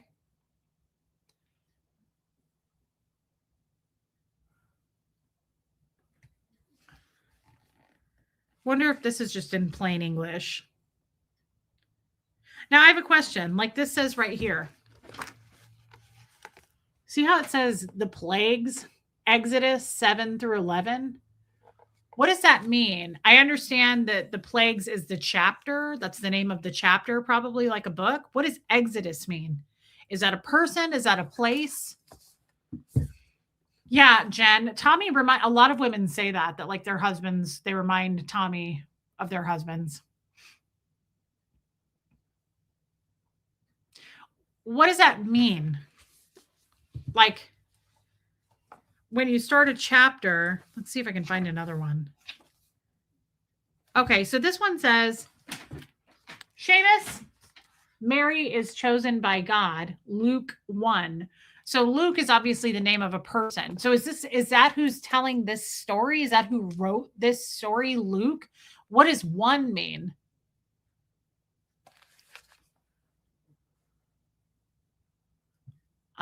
It's a word, Sig Beats. Of course, it's a word. No one's questioning whether or not it's a word. I'm asking you, what does Exodus mean? Is that a person or a place? I didn't ask if it's a word. Reese, you have watched The Chosen? No, Susie Kelly, absolutely not. The name of the chapter is Exodus. Luke is the book in the Bible. Okay, so Exodus and Luke are chapters. But what does it mean? Is that the person who wrote it? Luke is a book of the Bible because he wrote. Okay, that's what I'm trying to ask. Thank you, Abigail, because he wrote it. So that said plagues, Exodus. So plagues, I thought was the title of the chapter. Exodus wrote it, or Exodus is. I'm see. This is why. Here. Hey, slews. The Valley of Bones, Ezekiel 37. What does that mean? I'm trying. See, this is why I don't even want to open this and read it because I'm already getting upset about it. This is not anything you need to understand. This is my Scientology, right? This is my Scientology PTSD. The Valley of Bones to me is the chapter name. Ezekiel 37. Hey, Sin, what does that mean? Ezekiel is the guy who wrote it, the chapter. What is 37? Is that how old he was when he wrote it? I'm not going to start reading this and just overlook that. This is my Scientological behavior right here. Hey, Pat G, this is what Scientology would do to you. So the Valley of Bones, Ezekiel 37. When the exiles learned that the fall, a word clearer would stop me immediately and go, wait. Before you start reading this, what does that mean? That's my Scientology right there. What the fuck does this mean? And no one's explaining it to me. I'm not just going to start reading a chapter and not understand. What does Ezekiel 37 mean? Ezekiel is a book of the Bible. He also happens to be a person who wrote it. Exodus is a book of the Bible, believed to have been written by Moses. Why doesn't it explain that? Do you understand where I'm going with this? Give this to a brand new person who's never read a Bible before, like myself. Why don't they break that down and explain? So this is how this is. This is the person that wrote it. And what does the 37 mean? God speaks to Solomon. Chronicles 1, Kings 1, 3. I don't understand what that means. So in Scientology, you're looking for words and symbols you don't understand. That's just my natural habitat, right? So right now, before I can read this, there's words and symbols up here I don't understand. Do you guys just read anyway when you don't understand words and symbols? I certainly don't, but that's my Scientology training. And I also think it's good training. I don't want to just read shit because I'm not going to understand it unless I understand what that means. So 1 Kings 3, semicolon, 2 Chronicles 1. What the hell does that mean? Chapter 1, verse 37. So 1 Kings 3. What does that mean?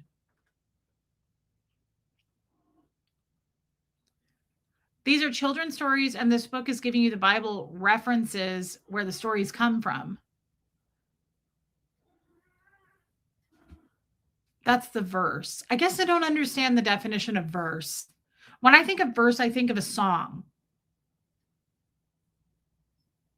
Reese, I bet a Bible study group would really help you. There's a book, then the chapter, then the verse. You are too smart for a children's Bible. You need a regular one. I don't know that I agree with that, Anne, but thank you for saying it. Okay, Yadira. What is a verse? Oh, it's a paragraph.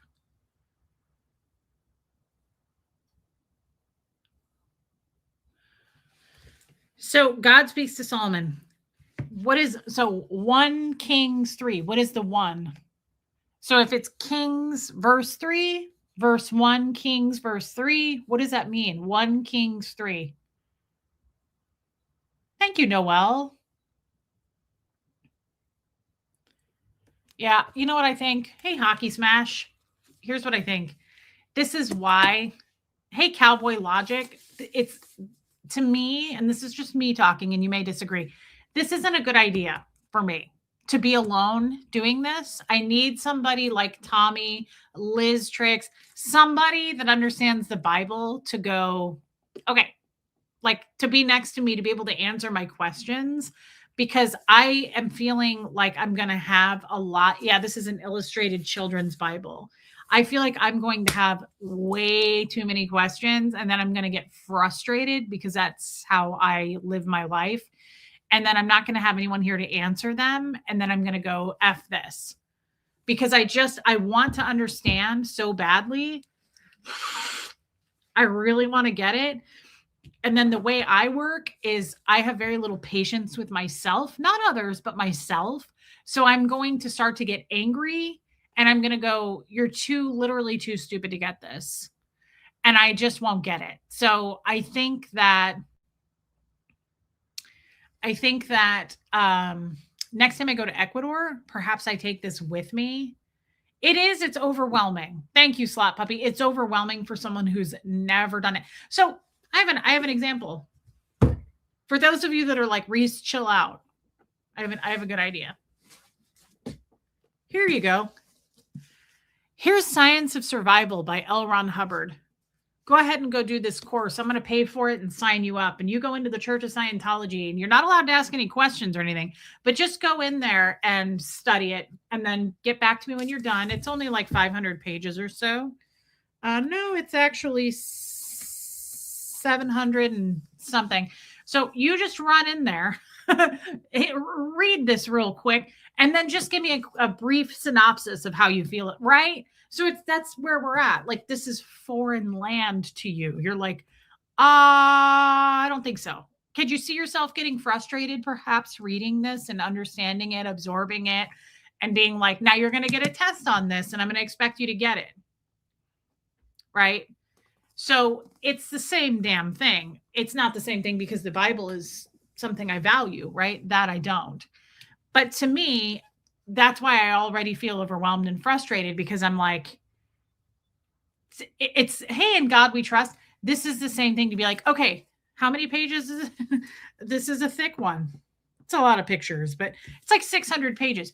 Just sit down and read this by yourself and then get back with us. Like, it's not going to work for me. I already know myself well enough. I'm going to get very overwhelmed. I'm going to get upset and I'm not going to have anybody to answer my questions. And I'm going to want to keep reading, but I won't keep reading if I don't understand. Boy, I feel like I just threw a temper tantrum on YouTube. I just know myself. I don't know you guys that well. I don't know Tommy that well. I don't know my mom that well. I know myself and I know how I am when I study something and I get super significant. And that's a word we use in Scientology, which means like I zoom in on things and I dissect them, just like I did on the stream today. I'm like, but what if this? But what if that? But what if this happens? Like, I do that in my mind all day long. So I don't think it's a good idea for me to try to sit down, just like it would be a bad idea to give you Dianetics and go, give that a read, just a little weekend light reading, and then get back to me and give me a breakdown of everything you learned from that, right? Yeah, Styro, exactly. Reese, in the Bible I got you, there should be a table of contents in the front that lists the books of the Bible. It's a good place to start. Thank you. Thank you. Sorry, I kind of hyperventilated there. It's not you guys. I overwhelmed myself. I do that a lot to me. And that's one of the reasons, people are like, you should go to college. You should get your GED. I can't read a children's Bible. Like, I get way too overwhelmed with all of the studying I did in Scientology. And thank you, Abigail. And thank you for your super chat. I can't begin to explain to you the PTSD that unravels when I start studying because I use study tech. I study a totally different way than you guys study. I guarantee you, I use L. Ron Hubbard study tech. And I say that because, hey, Teddy Bear Scott, happy Easter. It's because I say I use it. I can't not use it. I'm way too fresh out of Scientology. When I go to read something, I immediately scan it and I go, was there a word or symbol there I didn't understand? I don't feel like I understood that. And then I get really significant and I start dissecting because I don't study anymore. And I don't read anymore for that very reason. My people I went to dinner with last night are super Christian. Yeah, remember it's bogus, GeoPlanet Jane? It's hard to remember that when you were doing it for 38 years. It's not that I don't know it's bogus. I remember it's bogus, Jane. I'm well aware it's bogus. It's the repetitiveness though. It's my foundation. So it's not so much that whether I know it's crazy cuckoo talk or not. I know that. It's just that I did it every day for 38 years. There's a difference. It's the repetitiveness in my mind. There's a lot to the Bible, and with the various backgrounds in here, it's a lot to keep straight. Yes. Hockey smash. I don't understand the Bible either. I grew up Methodist, but I never read the Bible. I'm going to give myself more time. Sure. I understand. I think maybe a good start, actually, Erica, is did Erica say that? I thought I just saw Erica say that. Maybe I'm wrong. I want to get Erica's app. I think here's the thing. I think I start with like very small steps. And I know Stella's like, breathe, Reese. You don't need to understand it all. Nobody does. I know. Again, Geoplanet Jane, it's a form of brainwashing. We're way past that. I appreciate you saying it, but like, I know that. I don't think you're understanding what I'm saying, which is start somebody at the age of 4 on that and take them up to the age of 38, pull them out for 3 years and go, don't believe any of that hocus pocus. That's just fiddle faddle. Unfortunately, you can't do that, right? I'm slowly deprogramming. I know, right? I know it's crazy talk, but I don't have anything to unpack it and then fill it with yet. So I still get Geoplanet Jane. I still get very overwhelmed. It's PTSD, right? I get PTSD from it because it's all I knew.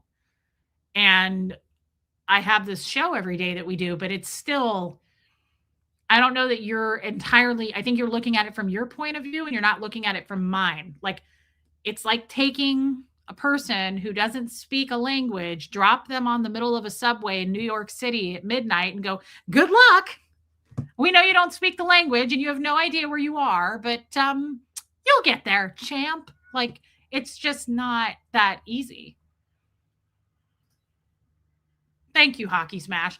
Guys, I just got overwhelmed. I overwhelmed myself. It's not anything you guys did. It's just, this was actually, I'm glad this happened because even opening this is why this is such a good example. And thank you for your super chat, my friend. This is in real time. You just saw when people push me, have I been brainwashed by Scientology? I think I might have been. Yeah, I think there's a good chance.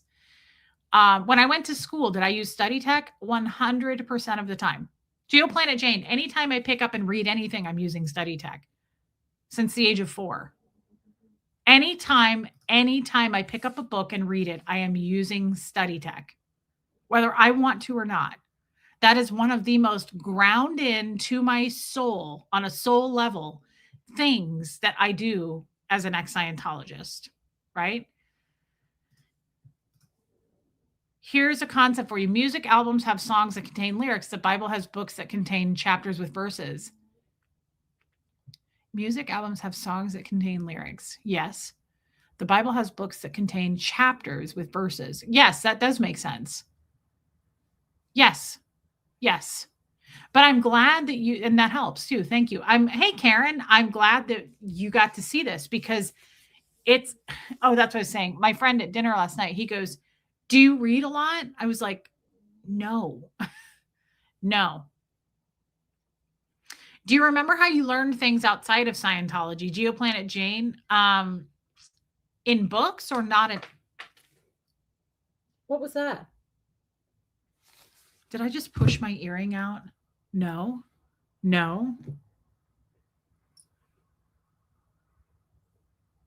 Did you guys hear that? It sounded like something fell and it was like super light.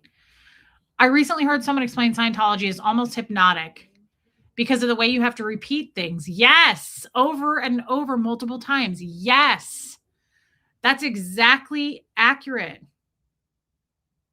That's exactly right. Yes. Every time I learned and studied something, hey, Natalie, I use study tech. 38 years in a cult versus 3 years out. Naturally, the 38 years is going to win. Abigail, you nailed it. You nailed it. Yeah, I heard it too, but I don't know what it was. And I was pushing this book like this. So I thought maybe I pushed the back of my earring out and it fell, but it didn't. So I don't know what the heck that was. Thank you, Erica. I got so overwhelmed with myself because cracking open a book is not like it is to you guys. It's not enjoyable. I immediately autopiloted that. It's in Scientology, the word is called automaticity. That's not a real English word, but it's a word we use all the time in Scientology. And that's the same thing as autopilot. I automaticity that. And I looked at this and I went, the ark is captured, 1 Samuel 4-6. I'm not going to start reading this because I passed a word or symbol I don't understand. Right? So I don't know. Yeah, Jane says it doesn't have to win, but here's the problem, Jane. You're acting as if there's some snap of the finger solution. We're doing it. You're looking at it in real time, right? So what I'm doing is unpacking things, Jane, and on August 1st will be my 3rd year. Hey, Heather Snoopy on this channel. And so you're looking at it. We're doing the work, Jane, and it's not going to win over year after year. We get better and better, but I can't just overnight not use my LRH study tech. It's been not just pounded into my head because I was in Scientology. It was truly pounded into my head because people were screaming at me to use it too, right? So as a 4-year-old child, my dad would be like, word clear, do it now. Like, so it wasn't just me learning and doing it on my own time and pace in Scientology. You've got supervisors and parents and people screaming down your throat to get it done, right? Pass that drill, read that reference, complete that course. Like, it's forced. It is forced, Jane, whether we want to do it or not. So my brain is very of the Scientology mindset, and I constantly, daily have to go, nope, that's Scientology, Reese. Don't think like that. Don't think like she's not really 1-1 on the tone scale. I have to remind myself all the time that I kick the Scientology logo out of my head. It's hard enough for a lot of us to understand the Bible. I don't think it would be fair to think you can just sit and start reading it and understand it. That is crazy to expect that. Thank you for saying that. It's just like me handing you the book of Dianetics and going, Joanne, read this over the weekend. Okay.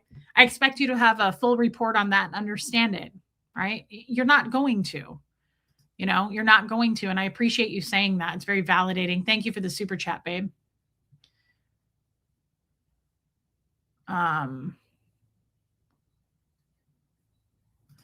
We just told you how those references to Bible chapters and studies can be interpreted. Right, Jane. Sometimes I think you get a little bit, though, like myopic about stuff. You get a little narrowed in on like A to B, B to C. It's easy. C, D, E, F, G. Like it's not, that's just not how I think. And I think everybody learns differently, Jane. Everybody processes. Some people are words process easy. Yeah, sometimes, Jane, I think you and I think differently. I think in terms of concepts, and I am a slow learner. I have to like break it down. I have to come up with examples. Like it's not this easy, like 3-step program for me. It's not like, oh, well, that's bullshit. So I don't follow that anymore. Okay, solution. Like that's not, I can't do it like that. It takes me forever to undo shit once I've done it. Oh, I like that, Mama Bear. Restart. Hey, Patty, happy Easter to you. And I'm thinking of Noodles today. Noodles was her dog who passed away. Restart the way you are taught how to learn. And it's something that was embedded in your brain. It's really hard to do, Mimi. And here's the thing. And I'll say this to you and all of you and Jane. There are some things in Scientology I can easily toss. Like there are some things in Scientology I can easily go, yeah, I'm not going to do that anymore. Like there's plenty of things, guys, that only took me a couple of months to, hey, Bunny Fufu, to unadopt. Happy Easter, Bunny Fufu. Do you understand what I'm saying? There's some like gospel in Scientology that I'm like, nah, I never really cared about that anyway. But there's other things that I can't. There's some things, and I believe this too. Hey, Michelle, I believe that we do this subconsciously, but there are some things that our minds hold on to because they think it keeps us safe, or it was healing at one time, or we need it. Like we have these belief systems that I think we go around operating on all day, every day that we don't even realize we're doing.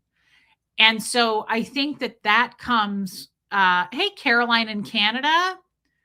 Do you see what I'm saying? Does it make sense what I'm saying? I think that there are certain belief systems in Scientology for me where I'm like, damn, I'm still doing that. I didn't even realize I was doing that because it was too many decades of it, probably. And let's keep in mind, cult experts say Scientology is the worst cult, which I don't know if that's true or not. I'm just going off of what cult experts say. And the other thing, um, oh, cult experts say that it takes 3 years, 3 years for every 1 year that you're out of Scientology to deprogram. 3 years for every 1 year that you're out. So guys, I'm moving. Trust me, I want to be done with this shit more than you want to be me to be done with this shit.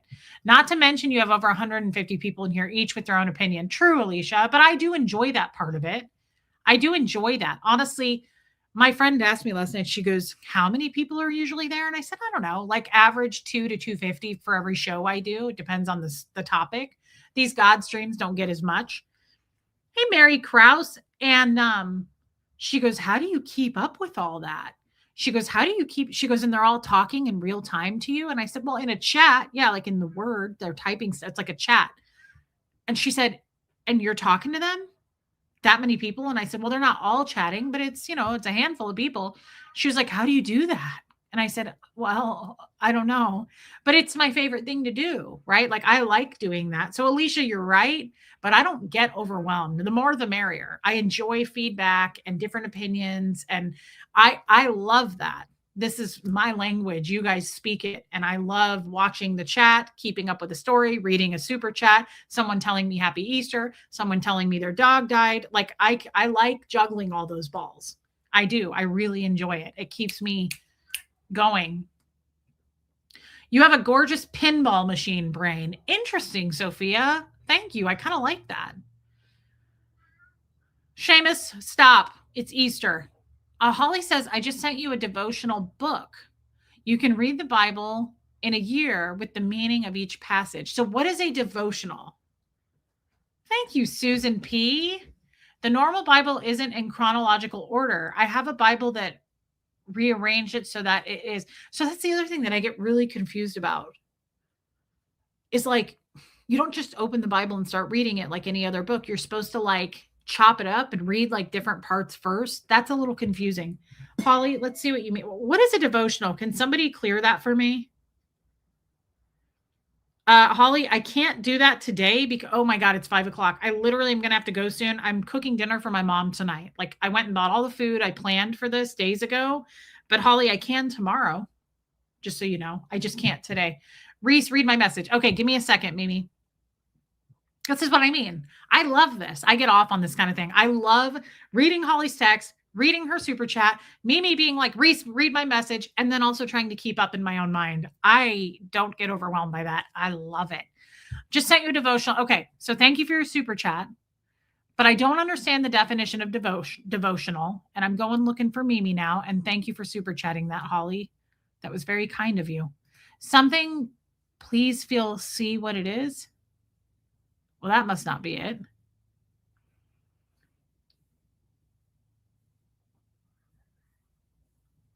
Mimi, I'm not finding you.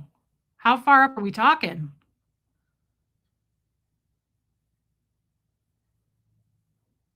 Okay, restart the way you were taught how to learn. And it's something that, no, I read that already. Mimi, was that it? I already read that.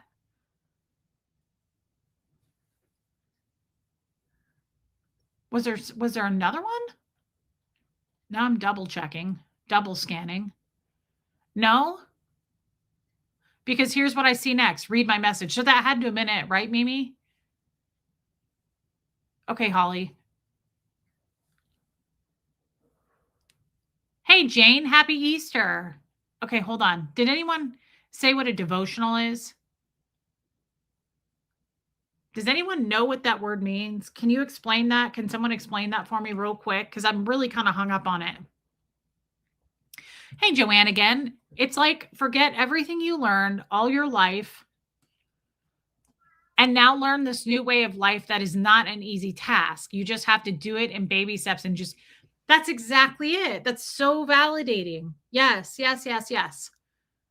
Guys, trust me, I'm trying to go faster at it than you can ever imagine. I want this more than anything to get over the hump of being a normal person in the real world and not have all these Scientological thoughts. I love how the haters like to go, she wasn't even a staff member. She wasn't even in Scientology.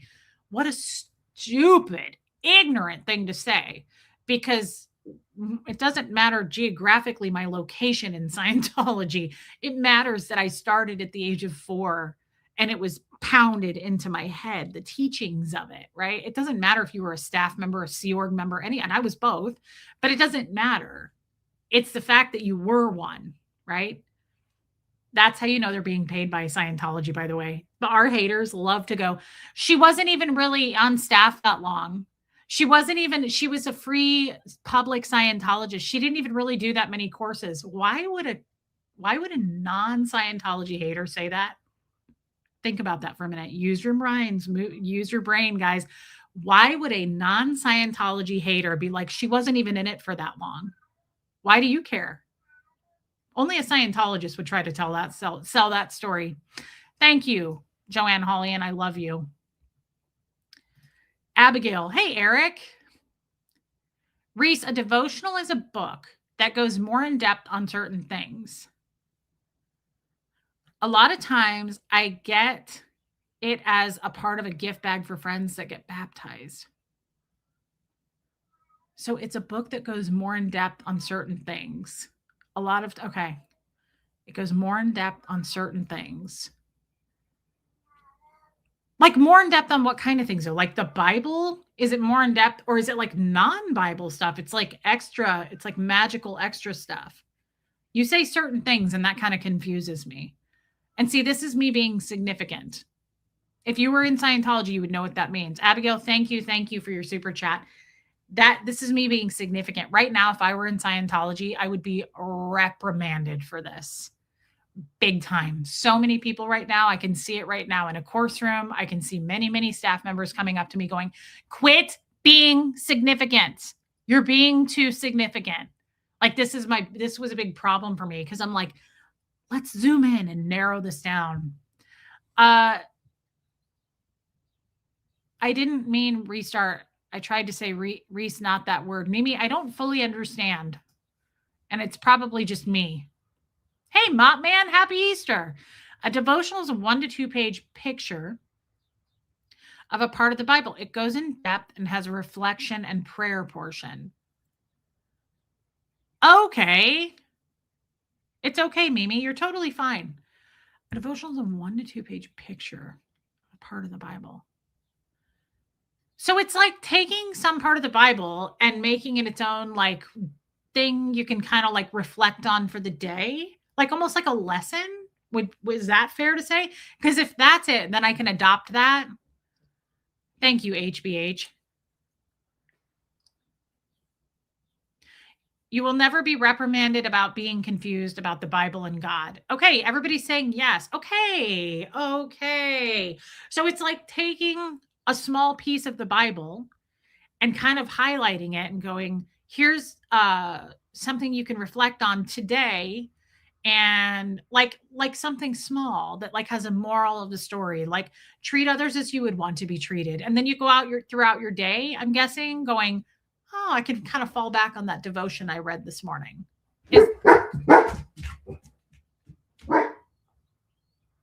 Is that what you, okay, everybody's saying yes. I finally got it. That was driving me insane. Everything was driving me insane. I was doing it to myself.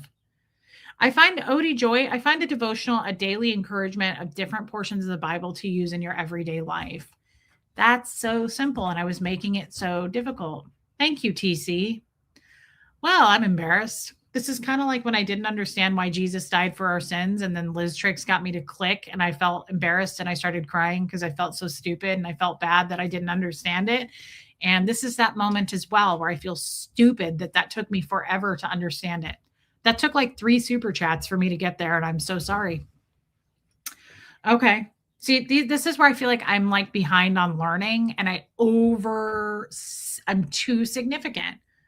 I'm too significant. And what I mean by that is like I zoom in too closely and I get like really myopic and I'm like, but I don't understand. And I like start to freak out. And I know myself well enough. Thank you, Amy Edge. I also know I try not to get mad. I'm mad at myself right now. I don't know if you can tell. Like my whole energy has shifted in the last 45 minutes. I'm angry. I get very, hey, faithfully, happy Easter. I get very mad at me for not understanding shit.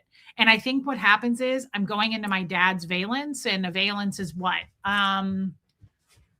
Personality. Like I can feel myself acting like my dad right now, being like, get it, understand it, like stop fucking around. Like that's what's going on in my head right now. Like, why didn't you understand that? Why didn't you get that quicker? Why did that take so long? It was so simple because you're being too significant. That's what's happening in my head right now. I think you have educational PTSD, and I'm not kidding. I didn't take that as kidding at all. I feel like crying right now. I'm not going to, but I think it's a real thing for sure.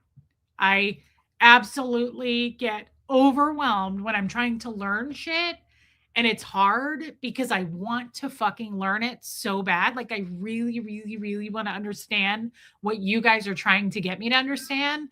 And it makes me feel like such an idiot. I feel like the stupidest person in the room. And everyone's like, it's this. And I'm like, I don't get it. And like I start getting very flustered and I get sweaty. And yeah, no, I absolutely think, no doubt in my mind, Puka Vista nailed that I get. It's not that I need patience with myself. It's how I was raised on studying. People around me, not just my dad, would be like, flunk, start, knock it off, read the reference. That's how they talk to you in Scientology. I'm literally sitting there trying to study a book, and people would come up, and people meaning the supervisor, the word clear, and they'd be like, flunk, what's going on that you're not understanding this? Why are you not understanding this? Find the word, clear the fucking word, and get back to work. Produce. Like, that's how they talk. So I think what it is I start getting like, I start feeling like I'm in the course room again. And I would do that in the course room. I'd be like, oh my God, it's hot in here, because I was getting yelled at to study shit. And so now there's nobody to yell at me except me. So all that shit's coming forward for me when I try to learn stuff. And I'm like, I want, like, flunk, why are you not getting this? Like, that's how I feel. So I get that nervous, sweaty feeling when people are like, you should totally go to school. You should learn how to do shit. You should get your GED. I'm like, I get really uncomfortable when people are like, where'd you go to college? I'm like, I can't talk. I can't, like, I get really freaked out about it because I don't think I'm a good studier, and I don't think I don't A to B shit. That's why I was saying that to Geoplanet Jane, and it's not her fault. I was just trying to say, like, she's so like, here, it's simple. Here's the answer. You don't have to do that anymore. And it's like, it's not that easy for me. It just isn't. Like, it takes me a long time to like lay it all out. And I have to like try to go, okay, so you've seen me do it hundreds of times, not just about the Bible, any concept. You guys have seen me go, it takes 2 hours. You've seen me like start with a problem and I have to work through it. And I get upset and I go through emotions. And then by the end of the stream, I'm like, I get it. And I'm all bright. And I'm like, I finally understand. But I have to like talk my way through it, verbally process, right? Like, it takes me time. And I don't always give myself that kind of patience. Now, I usually do. But when it comes to this and trying to understand the Bible or a concept or a book that I really want to know, I put more pressure on myself. I didn't need to break all that down for you, but Puka Vista, thank you for saying that. It was actually very validating. Trace, have a wonderful Easter. When you get time, read my email. Okay, I will. Thank you. And happy Easter to you. Thank you for your super chat. Sorry to be confusing. Abigail, you're never confusing. Like, you've really cleared a lot of this up for me. I'm going to do that. I have a therapy appointment this coming week. Puka Vista, I'm going to bring it up. I've never considered that before. And I think you nailed that. When my old students get baptized, I get a teen devotional so they can understand the Bible from their perspective. Yeah, I can't even do the children's one, and that's embarrassing, but I'm having a hard time. I gotta have somebody with me to do it. I already know myself that I'm gonna get pissed if I try to do this alone and I can't figure it out. So, Abigail, thank you for your super chat, babe. And you did not confuse me. Well, I deleted that and corrected. I said your name on voice chat and it's out. Is that I don't feel that way. I know it's not, and I'm sorry. Mimi, I don't think you need to apologize for anything. And you certainly didn't need to super chat. Seamus is wanting to go outside and there's no one here to let him out. I'm going to end so I can let him out. I should have just done it. But Mimi, don't apologize. I love you. And you didn't have to super chat either, but thank you for that. Love you. And I'm so sorry this happens to you. My continued prayers for your peace and growth. That's right. It's peace that I need. It's peace that I need. And I love you guys. And I'm sorry I didn't get to all your questions. And I know you had a lot of good things to say, but when I get overly reactive and flustered like that, I'm like, I can't look at the chat and process because I'm too busy trying to use all my energy to process here. Doesn't happen very often, but I really want to get this. And I feel behind. I want to understand it so I can understand what you get. And I want to think up of concepts and I want to know the moral of the Bible stories. And I want to know why we do certain things. And I want to be able to have life situations where I know something in the Bible and I can cling to it and go, oh, well, the Bible says this. And then it helps me in my life. It's important to me and I want to understand it. Thank you, Julie. So guys, thank you, Mama E. I love you. Thank you for being so understanding and patient with me. I'm sorry I threw a little bit of a fit there. It's not you, it's me. I promise. I just can't learn that easily. And it upsets me. It really upsets me. I'm like, why can't I get this? And I think it has everything to do with the way I was taught to learn, but the way I was treated too to learn, right? There was so much pressure put on me. I got in trouble for not understanding stuff. So I would get reactive to that.